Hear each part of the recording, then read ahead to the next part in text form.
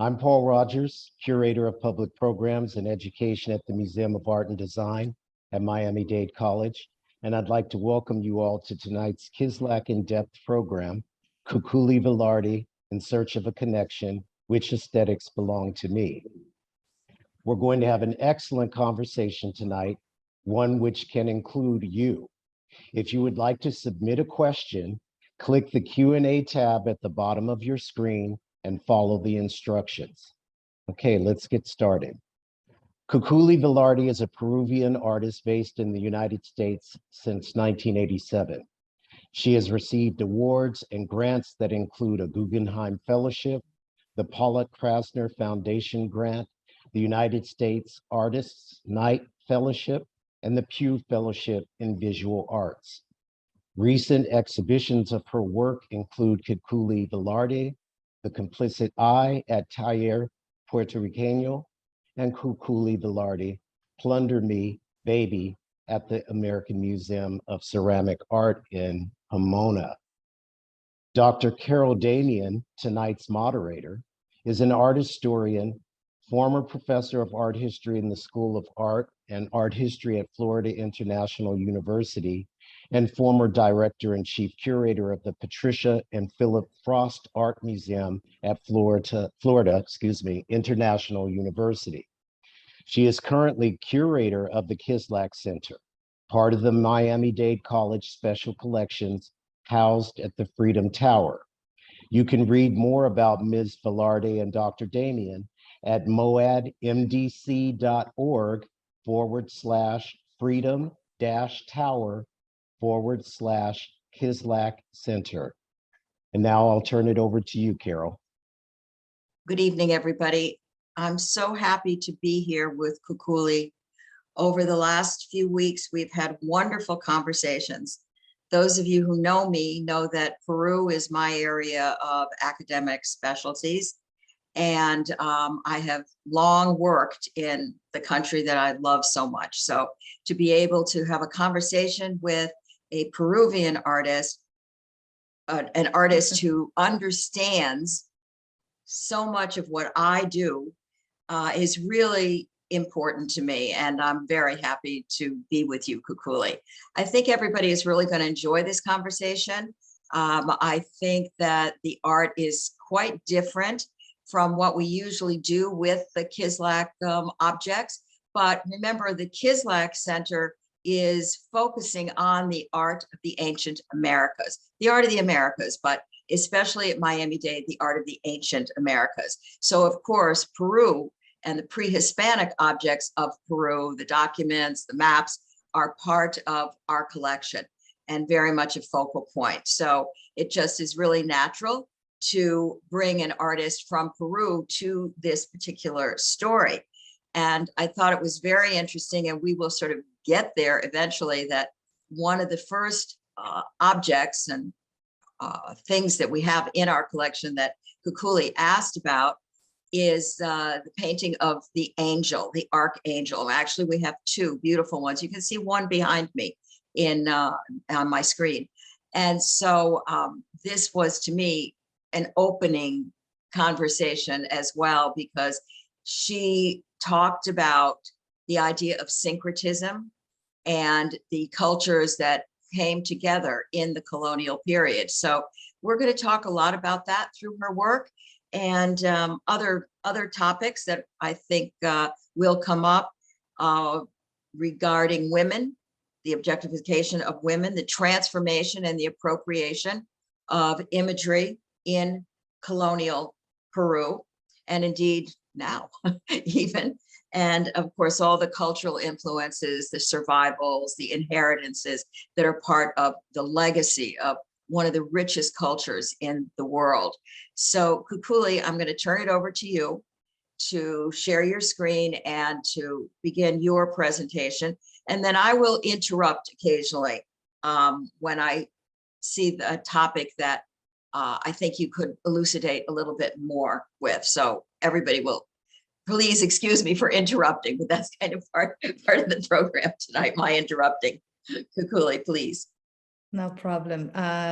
First of all, I want to thank you, Carol, and Paul Rogers for inviting me to have this conversation.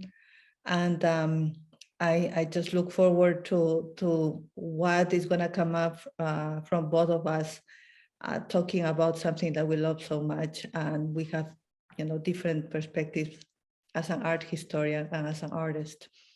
I would like to begin by sharing my screen. I'm gonna read a couple of pages. I hope that everybody's patient with my reading. And I'll begin. Should I be proud of being Peruvian?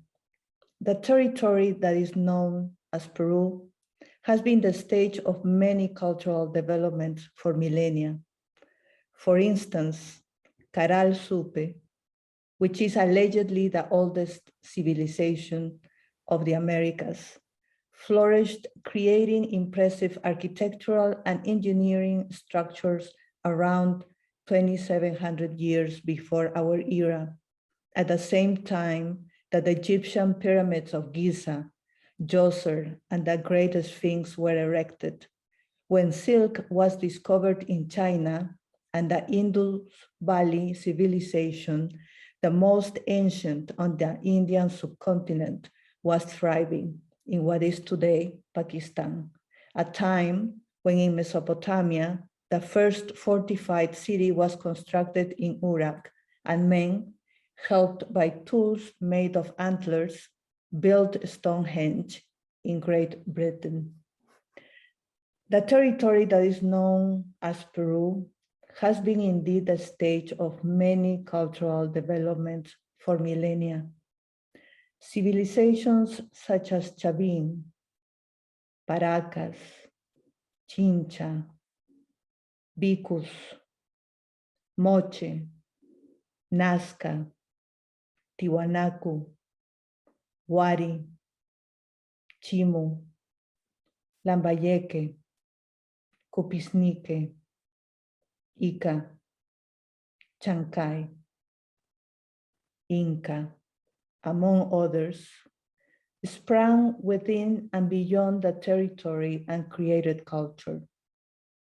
They built housing developments with aqueducts to distribute water within, as well as irrigation channels for farming, and engineered earthquake-resistant constructions. They practiced brain surgery as early as 2000 before Christ, with apparently successful results shown in skulls found with cranioplasties, covered with plates of silver and gold, showing growth of bone healed around them. They began the process of domestication of the potato plant around 7,000 years ago, following centuries of selective breeding, producing up to today over 1,000 different types of such plant.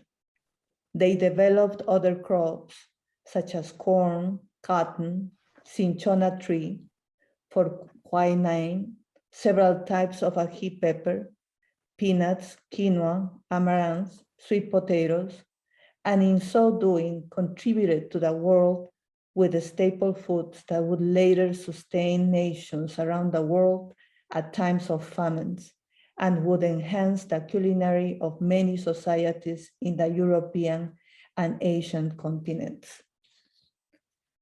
From the Nazca and Pampas de Humana lines in the south coast to Machu Picchu, from the skilled craftsmanship of the Paracas textiles to the stone reliefs of Chavin de Huántar, from the Huaco retratos of the Moche to the painterly pots of the Nazca, my ancestors were inventing their world, made entirely in their image and after their own likeness.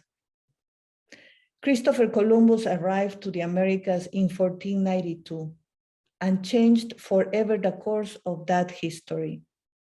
The moment he stepped on the island of Guanahani in the Bahamas and planted a flag of his sponsors, King Ferdinand and Queen Isabella of Spain, cultural development in the continent began to stall. In 1532, the Inca Empire was still solidifying its power over an extended territory beyond the borders of actual Peru. A quarrel about inheritance of the throne between Huáscar and Atahualpa, sons of the Inca Huayna Capac, provoked a division in the territory at the exact time that Francisco Pizarro and his gang of adventurers began his journey towards Cusco, its capital. Atahualpa had won over his brother. Once he learned of the newcomers, curious, ordered his generals to let them get to the city, and finally to him. He wanted to see them. Little he knew that his curiosity, added to the discontent of people from newly annexed territories and myths that spoke of divine beings coming from the sea, would allow the unthinkable, that the European men were to seize his kingdom and his universe was to lose its center. And so it happened. My work has frequently revolved around the consequences of that encounter, the intricate cultural strategies of resistance and negotiation developed by populations, especially that of the original inhabitants of Peru. I tried to imagine the traumatic experience that a population went through at the very beginning of the process of colonization.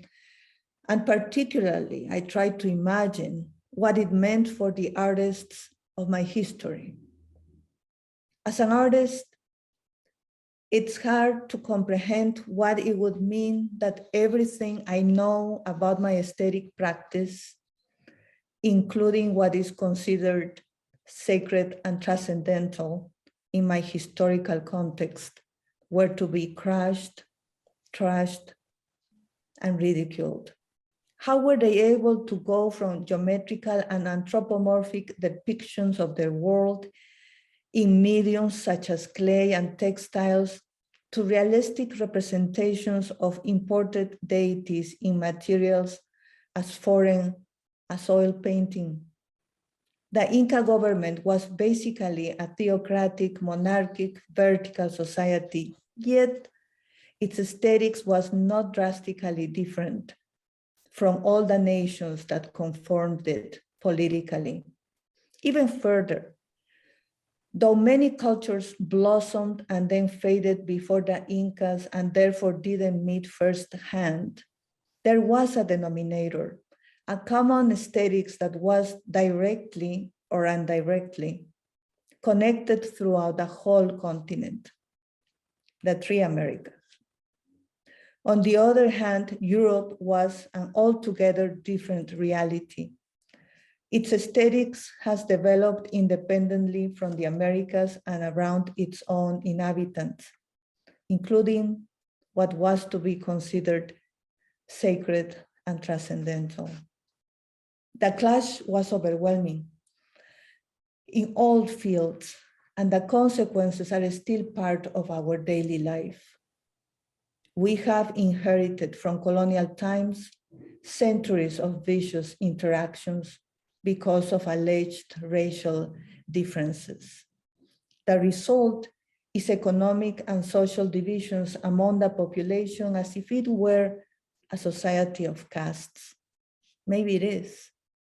In a country where most have indigenous roots, discrimination against ourselves is palpable in attitudes and words, often found in assumptions and beliefs that are never questioned. If anger comes to you, a saying is repeated. The Indian in you came out. Se te salió el indio. If you marry a lighter skinned person, you are improving your race. Estás mejorando la raza. If an insult is uttered, a racial description will probably be involved. At the end, a population subjugated by such trial, we hover between corruption or alienation in a continuous effort to remain afloat and survive a convoluted environment which extols our history while purifies it from our existence. Peru is a country where Western European aesthetics is the prevalent aesthetics. It is the bar with which to measure, compare, and define what is art and what is beautiful and sublime in objects as well as in people. We became ugly right at contact, and our art expressions found themselves discontinued or its production modified as crafts or airport souvenirs. We are not anymore the center of our own universe. This state of things and the seemingly eternal status quo of Peruvian society have prompted me to search for a correspondence between my physical aesthetics, the original sense of aesthetics of the American lands, and my creative work. I don't pretend to free myself from Western influence, for it would be an impossible task.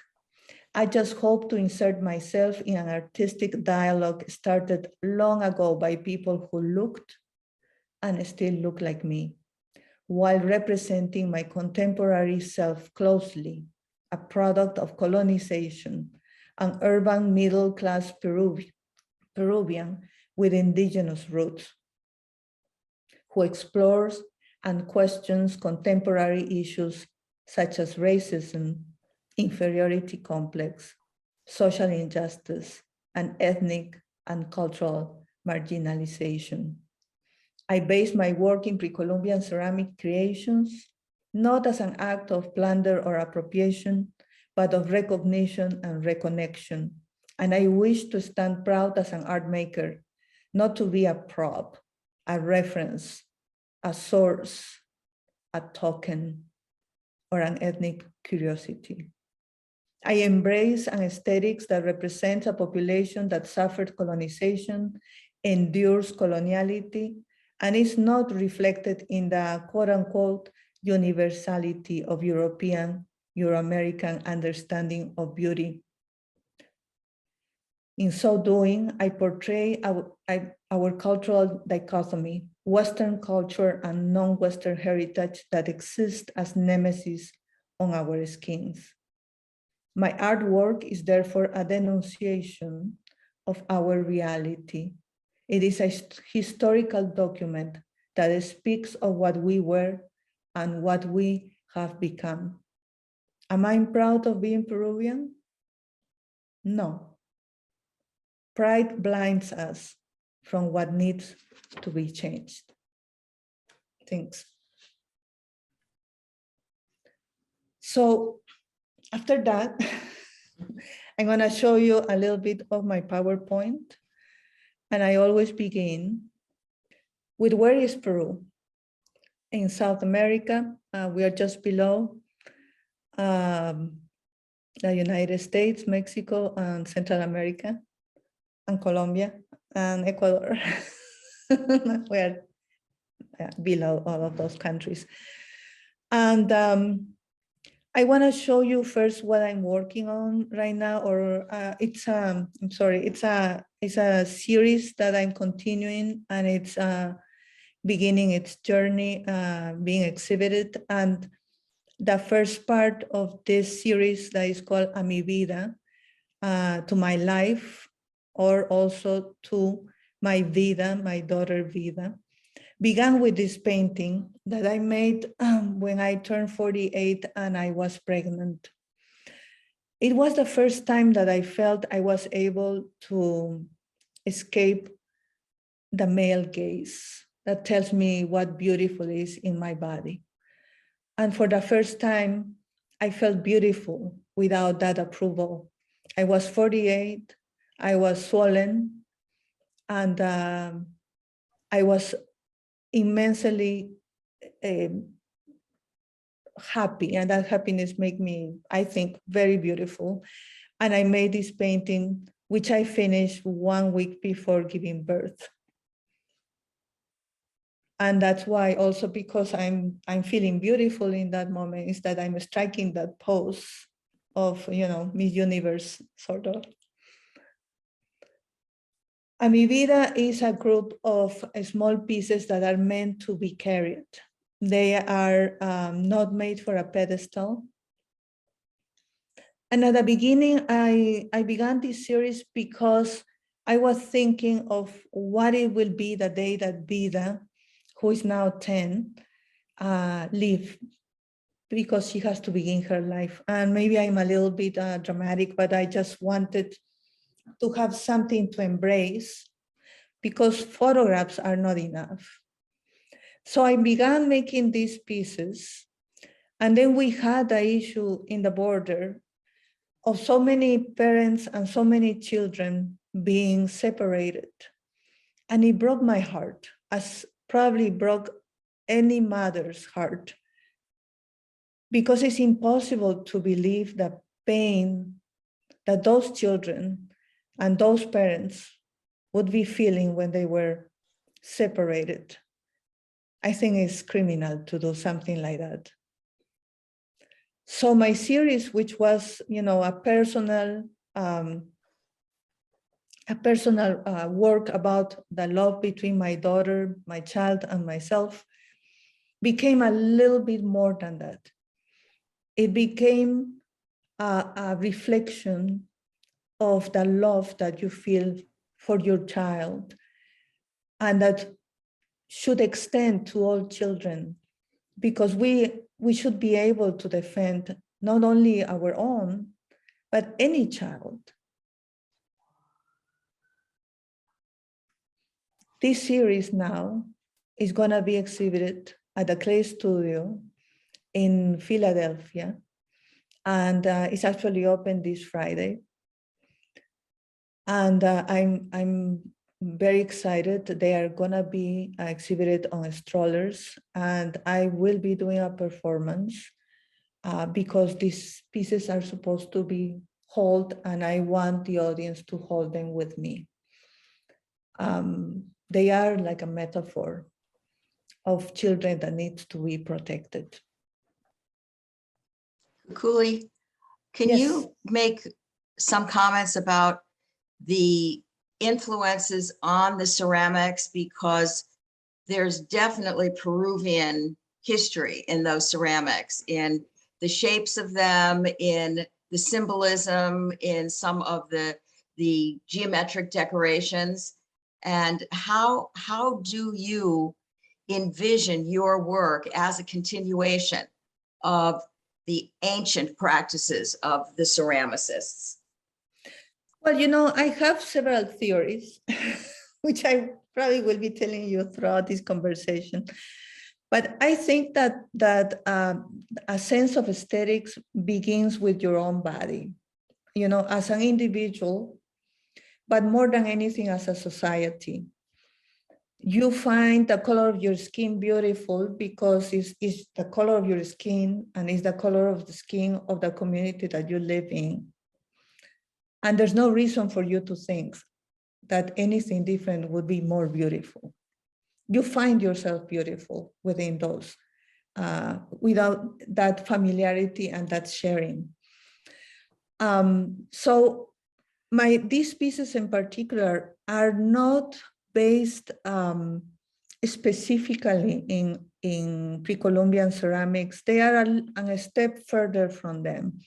Some of them have a little bit of Nazca, but most of them are creations departing from those pre-Columbian elements that I think were created for people, well, I know were created for people who have similar characteristics as me in terms of body, in terms of persona. And when I'm working with this, with pre-Columbian elements in general, I am thinking about that similarity of people, not the piece in itself, but who made the piece and who's making the piece now. I don't know if that makes sense. Absolutely. Thank you. So these pieces are just going a little beyond,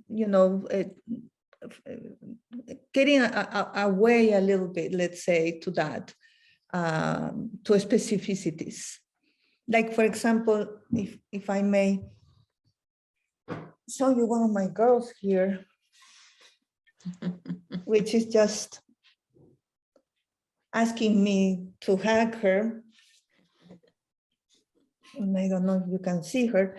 This treatment has nothing to do with pre-Columbian work. It's a very different treatment. Is a drawing made with needles and then oil paint after a piece is fired.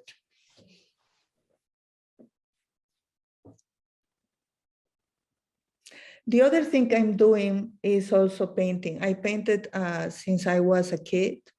And this is the last painting I have done.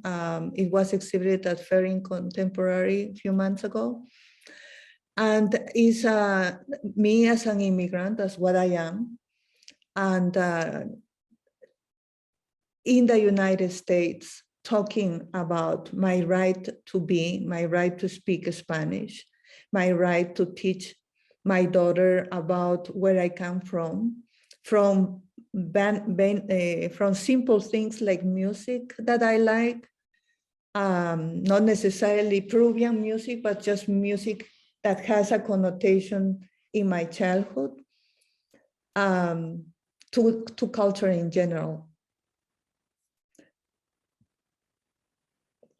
This painting is 6 panels of aluminum, and it took me months. Every work that I do, ceramic or painting, takes me too long. I don't know why. And this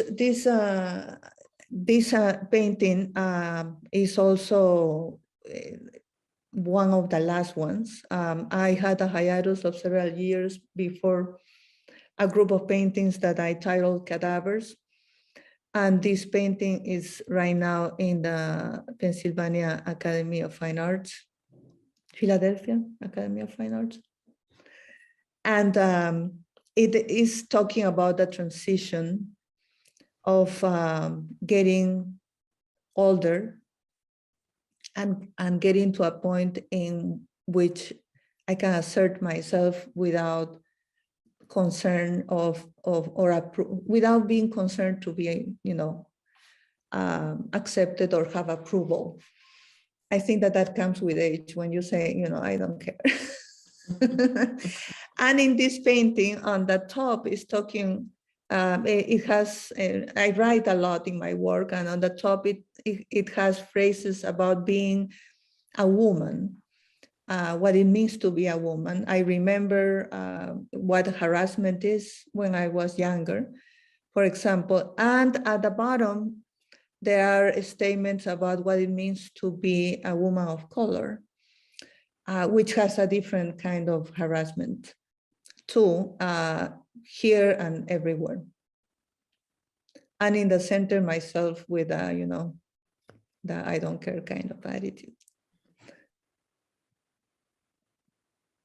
These are the paintings I did before. This painting to me is interesting because I remember sending this image to my husband's parents, and I explained to them what it was, and everything was cool. And then his sister saw it, one of his sisters, and she didn't like it, and she wrote to me saying, I don't like seeing my brother like that. So I sent her an explanation, and the explanation is that this painting, actually, I didn't create the iconography. This iconography is in the clusters, you say clusters of La Merced, in La Merced, in the convent of La Merced in Cusco. And anybody who goes to Cusco and goes to the convent is gonna see the painting. Nobody's hiding it. And it's the founder of the order that is being breastfed by the Virgin. And allegedly, it's because at the time that the painting was done, there was not too much literacy, and therefore the indoctrination was visual. So that's why it looked like a normal thing, which now would seem to be inappropriate. And I used the composition to depict myself, my husband, and my daughter, which at that time was 6 months old. This is Santa Chingada, the perfect little woman, the one that accepts to be mistreated and forgotten and beaten just for the sake of having, being venerated for her sufferings. Many times in Catholicism, you hear, within Catholic culture, you hear, oh, you know, she's so good, she's so nice, she suffers so much, poor, she's a saint, she suffers so much. And it made me think of how, in some ways, women are expected to suffer, because that suffering is going to put us on a pedestal. We are better than anybody else because we can endure that pain.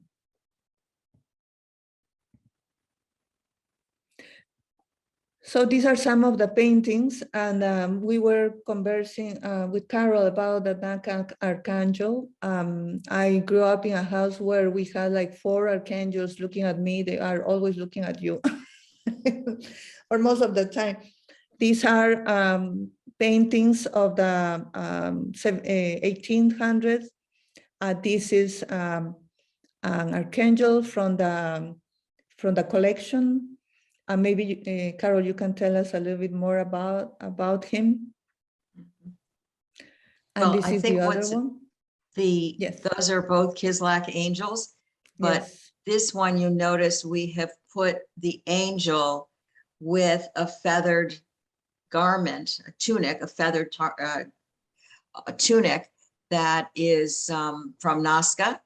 So there's about 1,000 years difference between the feather tunic and the tunic or the cape that the angel wears. And so we have really enjoyed in the installation of Kislak being able to put these 2 pieces together to show the survival of certain images, the survival of certain aesthetics throughout the history of Peru. And it's kind of easy to trace for thousands of years some of those very images. So this was why this choice and the 2 of them together was so significant to the collection and to what you're talking about. I mean, this is really syncretism and survival, where you've got syncretism, the union of 2 different belief systems, and then there's survival of the pattern of the tunic into the cape of the angel. So that was a point of discussion that I think is very important when you're talking to a Peruvian artist who celebrates her heritage the way you do. Yes, and archangels in particular has been always in my life. They were always present. Let me see. Okay. And so much that I remember one in particular that I was always scared of, and it had looked very upset. I don't know why. They all have these arms, weapons in their hands. So I went a step further and I let him cut my head while I'm praying to him. And it seems to me at that time and even now a metaphor of the Catholic Church coming to this land to indoctrinate us, to take away what it was here before, and do it in quite in a merciless way. So this beautiful angel is a military angel. Yeah, they all were. They're there because they were part of God's military. But now they've become part of the militancy of conquest. Yes, they came with. I think that because at that time, visual the way to indoctrinate was visually. Mm-hmm. The archangels had a very important part because these are, angels from God that at the same time have weapons in their hands, are patrons and protect the army, the soldiers, the Spanish army. Not only at the moment of getting here, but throughout the whole colony period.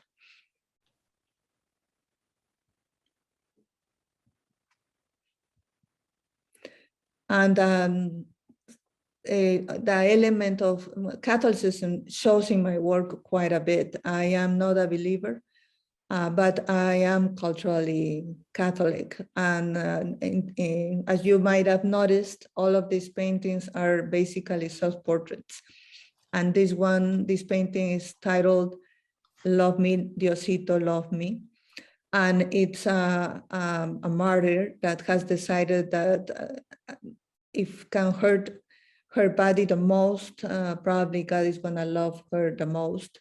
So she has done in her body what many other martyrs have done just once. So she took her eyes, she took her breast, she took her tongue, she got arrows in her body. She's trying to be good. And anyway, these are my paintings so that you can see I work in ceramics, I paint, and I know to dance salsa. And I paint because I used to paint when I was a kid. And I began painting when I was 3 years old. I began drawing when I was 3 years old. And I think that it was a way to call attention from my parents, who were very busy and were parents of their generation. In other words, they were not paying attention to the kids. But as soon as I began painting, my father, who always wanted to be a painter, got very enthusiastic of my, of my desire of making art, and eventually put a lot of responsibility on my shoulders because I was what he always wanted to be. Or I was becoming what he always wanted to be. And when I was 23, around 21, 23, I left Peru. But I left after having a solo exhibition every year until I left. Those drawings that I did still persist in coming through in temporal murals with that are in a way performances, and I do them all with markers. And the last one was Vitruviana y Vitruvianita that I did, my daughter and I like the idea of just going and beginning to work without an idea. I just brought, because they are not down on the wall, I brought my head and her head. And from there, I began just working without thinking too much. And after a while, I realized that I was depicting this desire of protecting her that was coming from my body towards her. And that is what being a mother is to me. You are here to protect. Here she's helping me, being part of my work. She's part of my work in so many ways, isn't it? And these are my parents when they loved each other. So Peru is a sum of different groups of people, communities, urban, rural, poor, rich, and a little bit of a middle class, art in several ways of expressing itself. Work like this, retablos ayacuchanos that are directly Catholic objects. Ceramics, Edilberto Mérida, one of our greatest ceramic artists in Peru. our textiles, our contemporary artists. What we make those differentiations there too. Craft, fine arts. I put them all together here because all of it is art. And I'm always uncomfortable with that kind of divisions.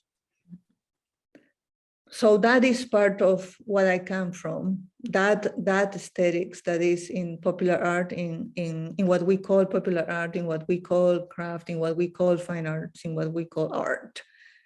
And also in what Peru is in terms of its history.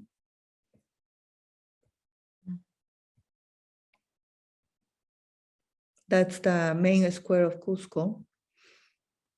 Here you can see what I think that this building in particular on your left is the personification of what colonization did. You see the first floor, what appears as the first floor is an Inca construction, and on top it is the colonial structure, which is the convent of Santo Domingo, which you probably are very familiar with all these images, Carol. That's my husband, the best man in the world. And this is my mother's house. I am in her balcony looking at one of the many processions that we have during the year, because we are very Catholic. And these are images from the Corpus Christi of Cusco. 15 of them goes around the plaza, following the sacred body of Christ. This is La Linda. So all these elements, the city itself, the everything that is Peru, in all its glory and in all its poverty, is part of what I am, where I'm coming from. When I got to the United States, I had a possibility to be an illustrator, but I hated it. I couldn't. This is Conan the Barbarian. I can't believe I actually did Conan the Barbarian. And I was told that I could make good money. I knew people who were very famous illustrators at the time. They tried to help me, but I just couldn't go through it. I don't like the idea of doing something that I don't feel passionate about, even if it means money. So in the university, I was just minding my own business. I didn't know what I was going to do. I was in the art department, and 1992 was approaching, the celebration of the 500th anniversary of Columbus landing in the Americas, and people were getting ready to celebrate, and it seemed to me so cruel to want to celebrate what it meant, as if the death of millions of people meant nothing, as if the erasing of cultures that were very evolved by that time, that Europe still was learning to have hygiene, or were destroyed, and we were willing to celebrate.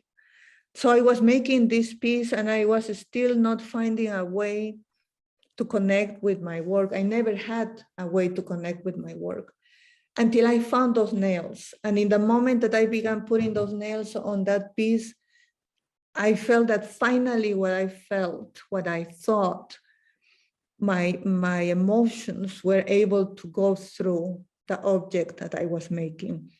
And that piece was the first one that I did in ceramics, and it was my first piece for the series, We the Colonized Ones. I made this cross, and I would go to Central Park with my cross. And anybody who wanted who asked me questions, I would talk to them about colonization. This was 1992.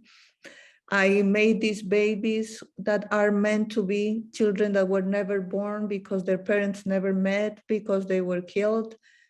and their grandparents were killed, and then life never came up to be.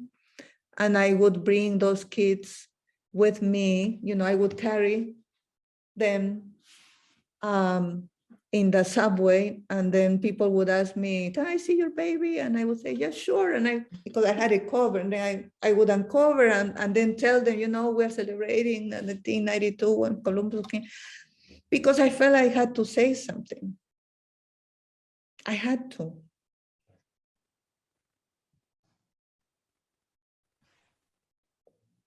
And I did. So that was my first series. And then came Isichapuitu series, which once I took all that stuff out of my heart, I saw this piece in a catalog of the Rockefeller collection at the Metropolitan. And I thought that it looked like me at that time. Now I look different. And I felt so strongly that it looked like me. And if they say that art object is in a way a self-portrait, I felt that perhaps 2,000 years ago in the Huastecan territory, I made this piece. And with that idea, I reproduced it 74 times.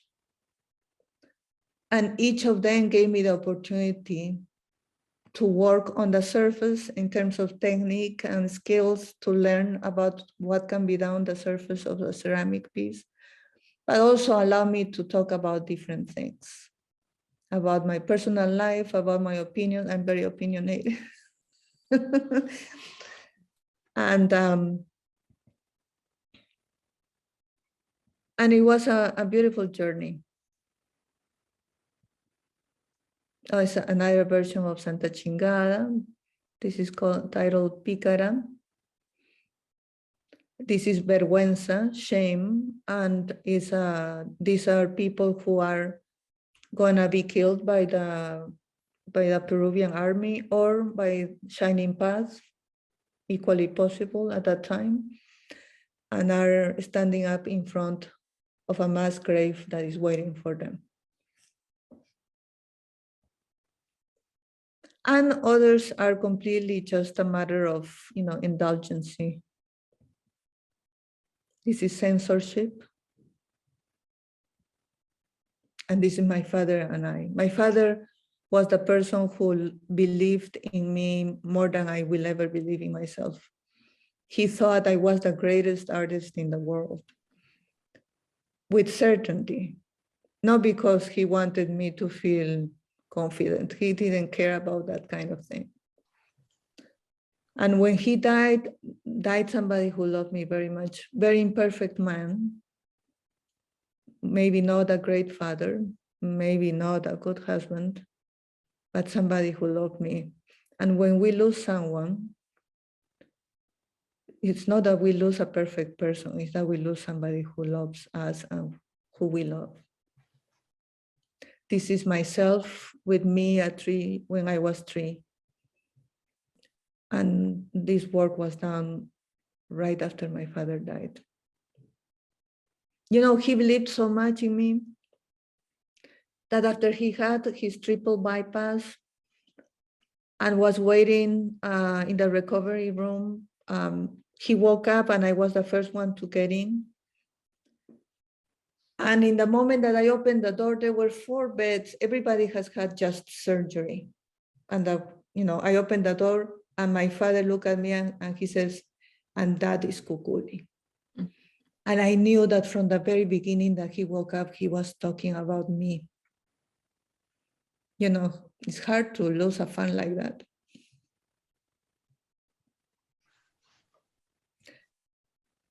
Plunder Me Baby is another series. I work always in series. It allows me to concentrate, to focus. I tend to procrastinate a lot. Don't tell anybody. And these pieces are direct references, differently than a Mi Vida, have direct references in contemporary pieces like the Shipibo Conibo on the right, or pre-Columbian pieces like the one on the right. And Plunder Me Baby are pieces that are waking up in a storage area of an anthropological or ethnographical museum, and are realizing they are not in the place they were supposed to be, buried to begin with, and accompanying somebody. They are not accomplishing their purpose, and they are being watched by people they don't know who they are. So I imagine how might it be for them to wake up and find that they are not anymore what they were meant to be. How would it be for us to wake up and be not who we are supposed to be?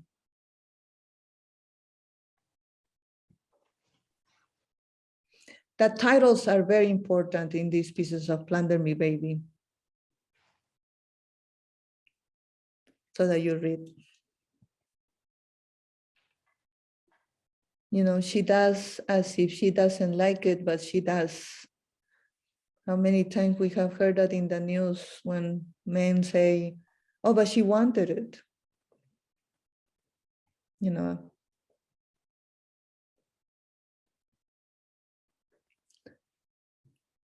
Also, in this series, I used my face again.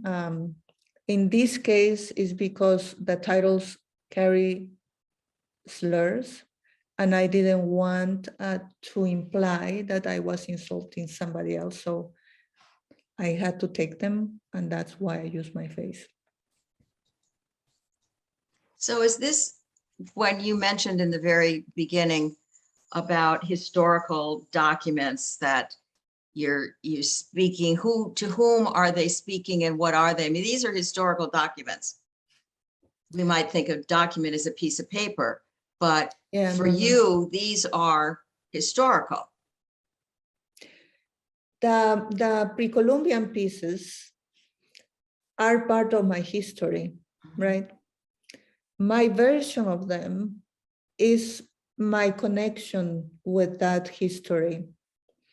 The elements of I'm sorry, the story that I'm telling with the pieces are the document of the situation, the social, economic, political situations that we are going through. These figures, for example, my pieces are awakening in a place that they are not supposed to be, watched by eyes that are not supposed to be the eyes. They are not supposed to be eyes watching them. They are not part of the universe that created them now. And we, in a way, as societies that have been colonized, we have been disrupted. We have been taken away from a path that has changed, and history changes. You know, it's not like it's always going to be one thing, but it's very different when history changes because you are changing, and it's still your making, and it's still your universe. And when has been changed by something that has come to you and is taking you off place. They have been taken off their place, and we in a way are taking off our place because we are not the center of our universe. We are not the epitome of our own beauty, our sense of beauty. You know, I mean, we all have seen the video of, for example, of children of color, Latino, Black, who are shown dolls that are either Black or white, or and we are conditioned from very early to think that white is more beautiful. And in the moment that white is more beautiful, we are saying at the same time, I am ugly. And I think that is part of what they are documents. To me, they have a beauty that I want to relate. I think I relate historically in terms of my family, in terms of what my parents taught me. They relate. But I don't see myself in Western history. When I was going through school, I was supposed to read all this art theory and all this art history, I didn't find myself there.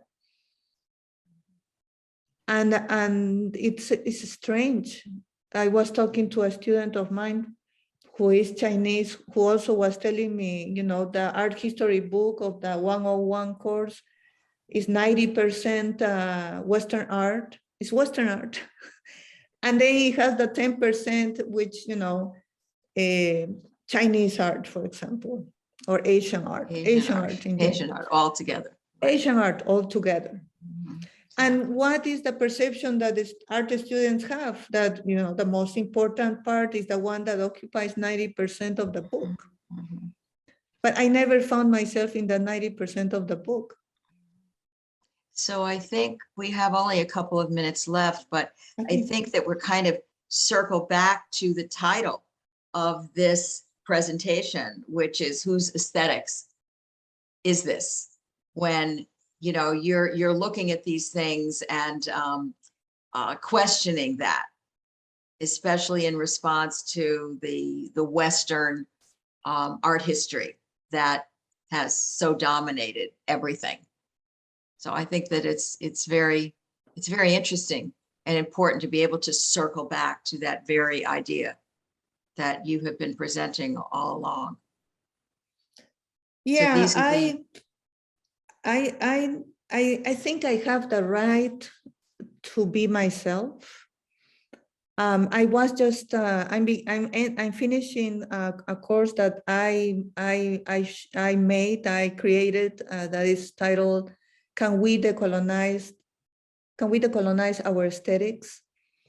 And it has been an interesting journey with the students.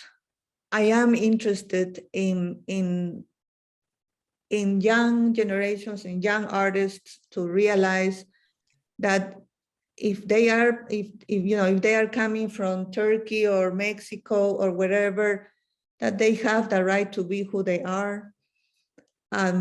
That diversity shouldn't be a diversity of the student body, but diversity in terms of what is taught to all the students. And that, the understanding that decolonizing art history is like decolonizing a museum. Can it happen? I don't know, but we have to talk about it. I remember a long time ago, I was in a panel, I don't know why, in a university in Maine, and I just told the students, wouldn't it be great if we can be more, do something that would make everything more even? Why not the Metropolitan, the Louvre, and all these big museums send forever as a complete donation artworks from Europe, from Western art, big, very good pieces to museums in Africa and Latin America? Why don't we have that? If you want to keep the bones of my ancestors, the sarcophagus of the Egyptian kings, how about you send, your Caravaggio, maybe a couple of Rubens, a Jasper Jones, and just send them, give them to us. And they laughed. And they laughed because they know it's impossible. And because they think that, perhaps they think that we won't be able to take care of them. Mm-hmm. But wouldn't that be great? Wouldn't that be great? That, okay, let's share it. You want diversity? It's both ways. Exactly. So we're pretty much out of time, but Paul, I'm going to turn it over to you because I think There's some questions. Okay, we do have a few questions. There's a couple from a Nat Mobe. They're in Spanish, but I'm embarrassed to read my Spanish, so I will translate and hopefully it's pretty good for you. But here's a question. He says, another question is about acting, quote unquote, acting in front of your work when putting nails or carrying babies. How would you describe this way of creating also with the body? Thank you. Well, I'm not a performer artist. I just feel that I have to do something, and I think that that we shouldn't be categorized like, oh, I am a ceramic artist or I am a performer artist. I think you do what you have to do in the moment that you are doing it. I don't mind what material I'll use or if I will use my own body. If there's an idea that I want to put across, I'll do the best I can. These pieces in particular, they were done to behold, all of them. So the best way to show them, which is impossible, is in somebody's arm all the time. Is that a performance? Maybe, but why should an art piece be always separated from the public, untouched, and seem as an object to be revered? You have to be careful, of course, but I think art, with its limitations, because obviously the pieces are in the gallery, in strollers, and we are not inviting people to take them out of them. But if I am there and I carry one and I give it to you, we are sharing a moment. Is that a performance? I don't know. It's why do we classify it like that? Mm-hmm. Okay, here's a statement and then another question. The statement is from Louise Deglin. Not a question here, but echoing the sentiment regarding sending European, North American artworks to other countries. Let's make so-called universal museums truly universal. And Exactly. then we have another question from an anonymous attendee. How do you decide on which references to use when you make work? Is it an intuitive process that you are inspired to make from the feelings you get with an object you might come across?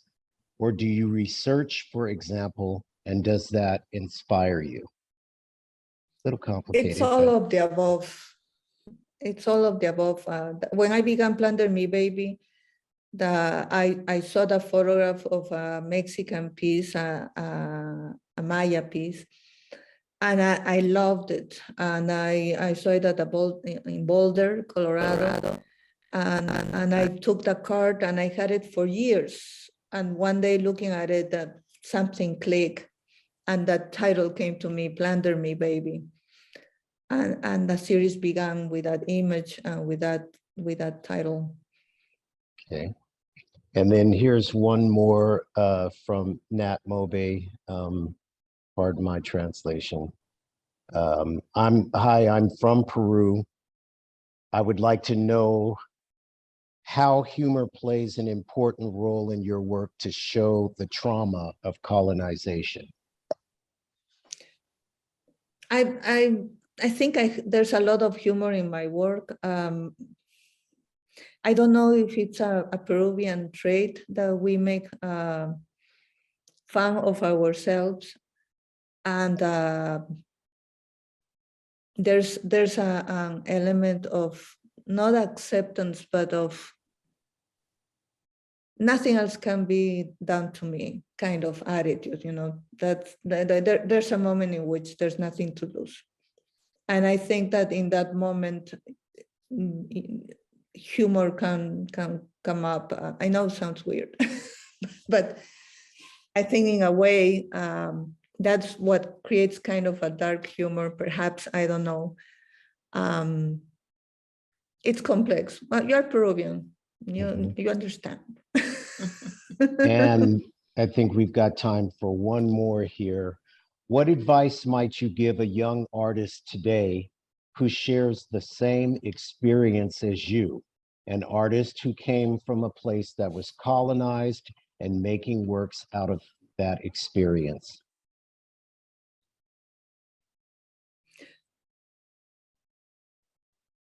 I think that be passionate and do what you want, because it's the only thing that you will be passionate about.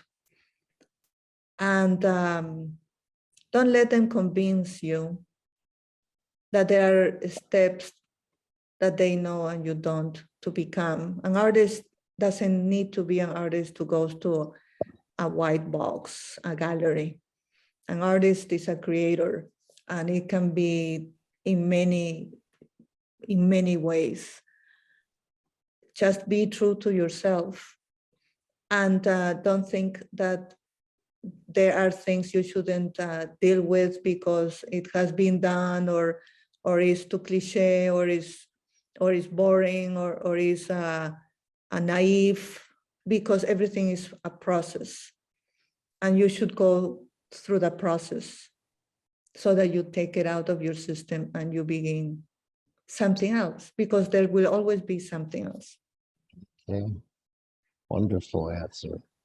Kukuli, Carol, thank you both for a great conversation. I'd like to thank the audience for attending this program this evening, and I wish you all a great rest of the night.